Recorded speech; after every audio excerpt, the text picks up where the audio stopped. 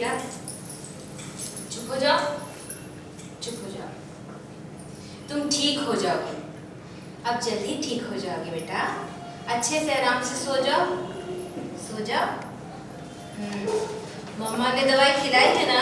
हाँ, तब सो जाओ, सो जाओ, सो जाओ।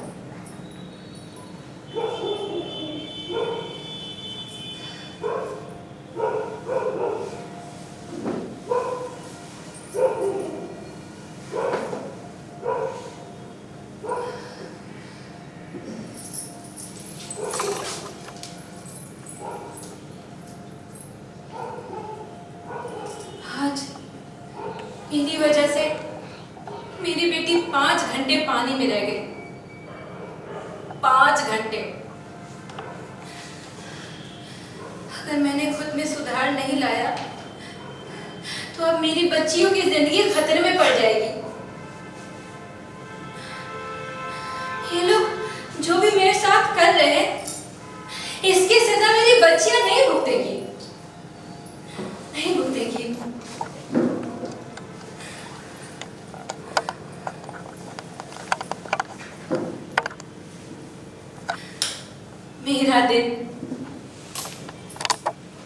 मेरा दिन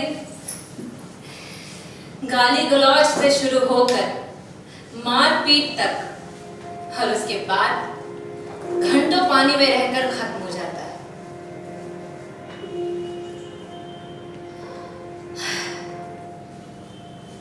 अब तो बाल भी झड़ रहे हैं, आंखों से भी धुंधला दिखाई देता है, दांतों में भी बहुत दर्द रहता है और घुटनों के दर्द के मारे तो ठीक से चला भी नहीं जाता। और पांव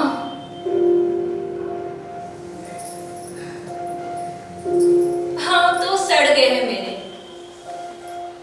एक अजीब सी बदबू आती है इनमें से।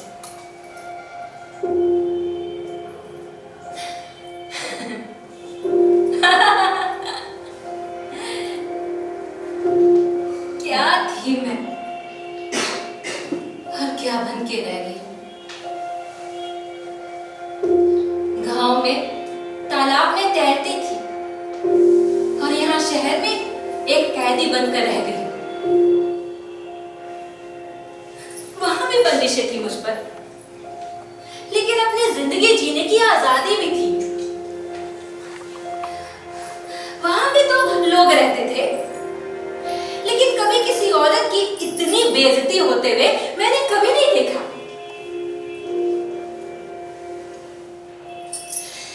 यहाँ तो अपनी मर्जी का कुछ खाने को भी नहीं मिलता, जो ये लाते हैं वही पकाती हूँ। और किसी दिन कुछ खरीदने के लिए पैसे मांग लिए तो सुनने को मिल जाता है कि 3 बेटियां पैदा कर दी है, इन सब का पेट भरने में ही सारा पैसा खर्च हो जाता है। मादर जात,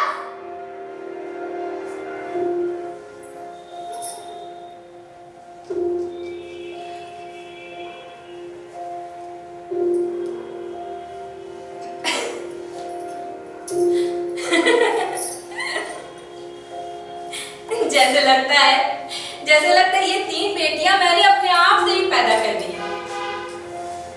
इनका जो खानदान है, इन सब का कितना प्रेशर था मुझ पर बच्चा पैदा करने के लिए।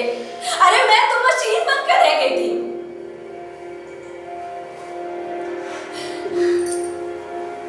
मुझे तो ये नहीं समझ में आता, जब शादी के बाद लड़कियों की जिंदगी इस तरह बर्बादी करनी होती है, तब शादी से पहले लड़की सुंदर, पढ़ी लिखी, चरित्रवान, संस्कारी क्यों चाहिए होती है?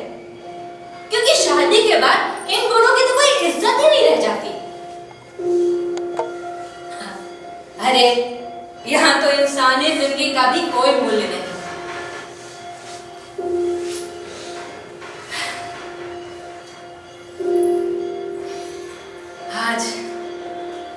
आज 30 साल हो गए हमारी शादी, पर मेरी जिंदगी वहीं के वहीं अटकी हुई है।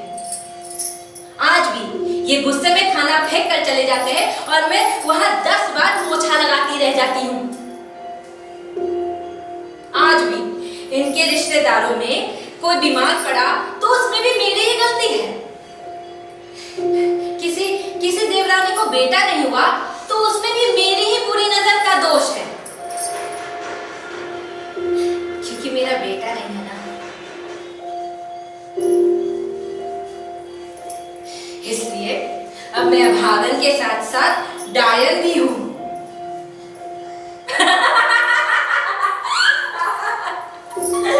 तो मैं डायन भी हूं। किसी को रत्ती भर भी अंदाजा है कि मुझ पर क्या बीत रही है।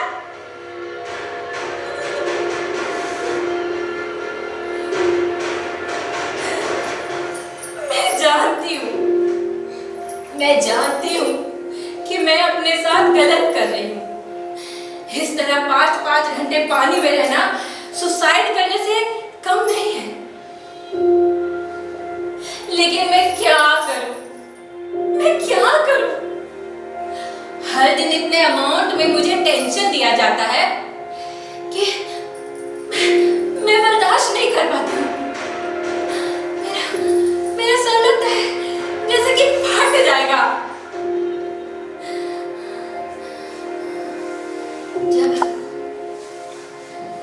जब पानी के आगोश में मैं चली जाती हूँ, तब सारा गुस्सा, सारा टेंशन सब शांत हो जाता है।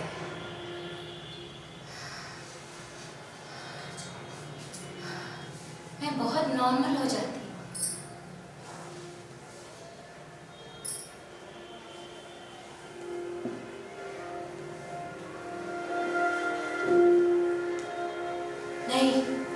नहीं, लेकिन ये सॉल्यूशन नहीं है। नहीं, ये सॉल्यूशन तो बिल्कुल नहीं है।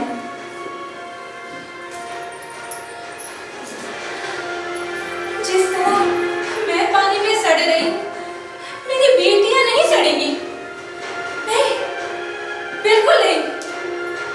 मैं इनके साथ ऐसा नहीं होने दूंगी, बिल्कुल नहीं होने दूंगी।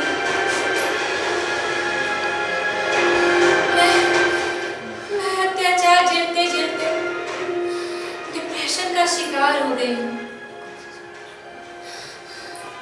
लेकिन इन्हें इस हाल में नहीं आने दूंगी।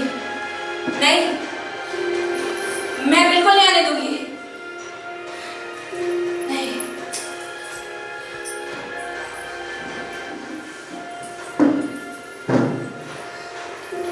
हाँ, ये तो तय है कि ये हर इनके घर वाले मुझे मार कर ही दम लेंगे।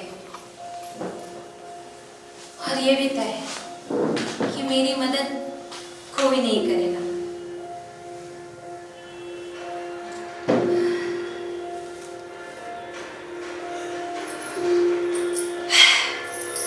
तो आज मैं भी कुछ तय करती हूँ कि अब मैं हार नहीं मानूंगी। अब ये जुल्म नहीं सहूंगी, बिल्कुल नहीं सहूंगी। ये जो कुछ मेरे साथ हो रहा है, ये बदल कर रख दूंगी। मैं अपने आप को बदल दूंगी।